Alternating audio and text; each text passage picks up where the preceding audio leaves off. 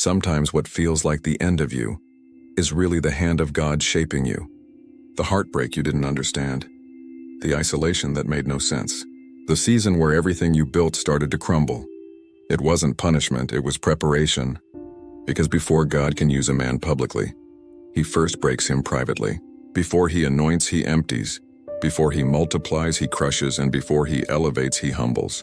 In this message, we'll uncover 8 divine reasons why God doesn't skip the breaking process, and why your pain might just be the birthplace of your purpose. So lean in.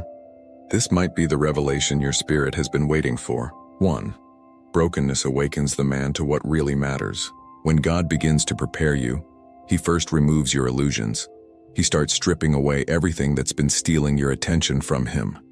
The attachments, the distractions, the false security you've built your identity on. Brokenness isn't destruction, it's invitation. It's the doorway between who you were and who you're becoming. When God spoke to Abram in Genesis 12:1-2, he didn't give him a map. He gave him a separation. He said, "Leave your country, your people, and your father's house, and go to the land I will show you." In other words, you can't step into the new if you won't walk away from the now. So when God starts shaking what once felt stable, the job, the relationship, the comfort zone, don't assume he's punishing you. He's preparing you. You don't grow wings until the nest is disturbed.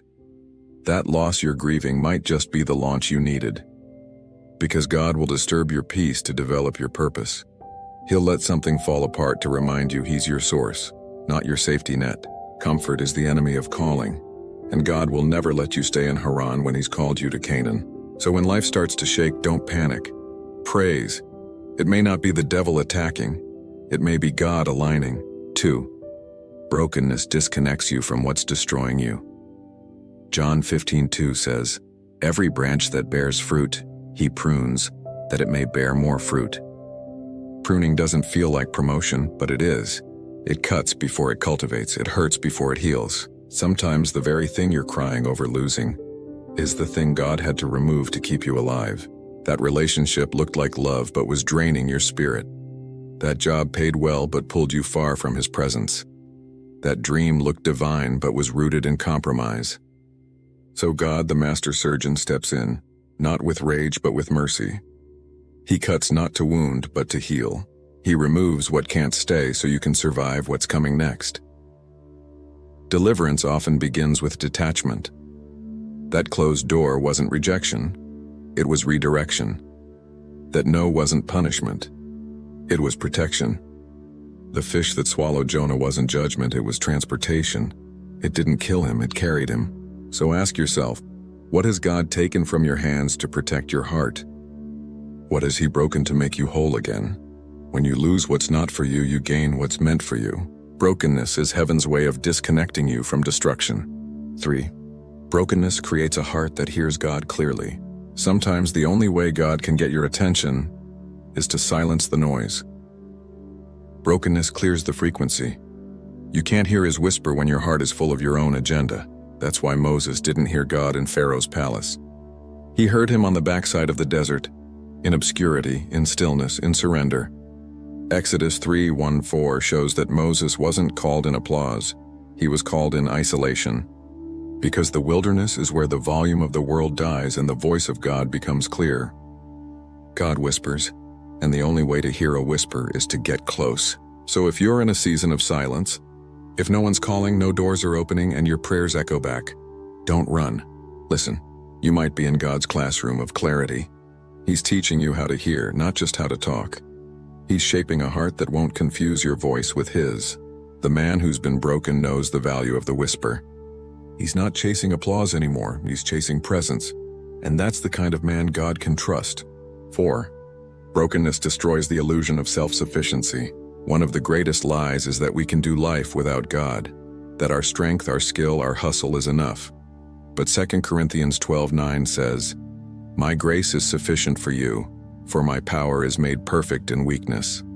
God doesn't anoint your strength, he anoints your surrender. He doesn't need your perfection, he needs your permission. Paul had revelation, passion, and calling. But even Paul had to be humbled by a thorn that wouldn't leave. Because miracles don't flow through muscles, they flow through mercy. You'll never know God as provider until He strips away your paycheck. You'll never know Him as comforter until you've cried alone in the dark. You'll never know Him as healer until you've run out of cures. The alabaster box looked beautiful, but it was useless until it was broken, and the fragrance didn't fill the room until the shell shattered. So don't despise your breaking. It's not the end of you. It's the release of you. God isn't asking you to be strong, He's asking you to be still, to finally say, God, I can't, but you can. That's where the glory begins, not in the polished, but in the poured out. 5. Brokenness gives birth to unshakable purpose. What God births in brokenness, hell can't destroy.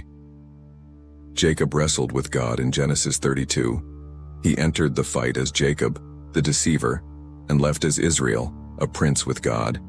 He walked in whole, but limped out transformed. Because brokenness not only humbles you, it names you. You can't truly know who you are until God breaks off who you're not. The masks, the striving, the people-pleasing, the performances, they all fall away when the presence of God hits your soul. Your limp becomes proof that you've been with God, and the pain becomes the receipt of your purpose. The caterpillar must dissolve completely before becoming the butterfly. God doesn't do surface makeovers, He does full transformations. So if everything feels like it's falling apart, maybe it's actually falling into place. You're not breaking down, you're breaking open. You're shedding who you were to reveal who you're meant to be. 6. Brokenness trains you for battle and compassion. Before God gives you a platform, He gives you a cave. Ask David, anointed to be king but hiding in the wilderness, chosen by God but chased by Saul. Why? Because before David could wear a crown, he had to carry a cross. God wasn't just training his hands to fight, He was training his heart to feel. If you've never been broken, you'll think the crown is about you.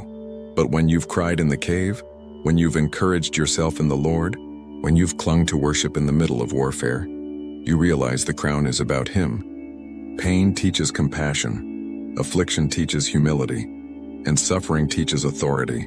Psalm 119:71 says, "It was good for me that I was afflicted, that I might learn your decrees." It was good, because pain, in God's hands, becomes purpose. If you've been weeping, waiting, and wondering, don't despise the cave. It's your training ground for the kingdom. 7. Brokenness separates the carnal from the called.